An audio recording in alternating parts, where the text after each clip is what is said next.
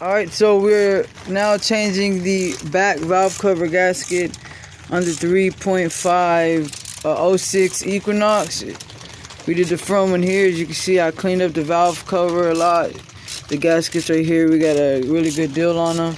A lot has to come off in order to get to this back valve cover gasket.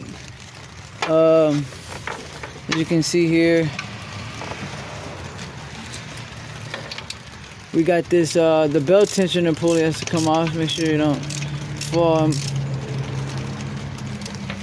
And the reason why this belt tensioner pulley, not only the pulley, but an idler pulley that sits right on top of it, also has to come off. Because we have a bracket. As you can see, this bracket, it's right here. And what it does is it's right over the valve cover. So there's the idler pulley. What we're gonna do now is, alright, take this bracket off, and this piece is like a spacer that goes in between the bracket. Okay, so you're gonna set that right here. And we'll put that back on. How it goes. Be careful, it's good. And we got the idler pulley, screw. We got everything set up the way it goes. I also took off the valve, the throttle body, just to move it off the way from right here.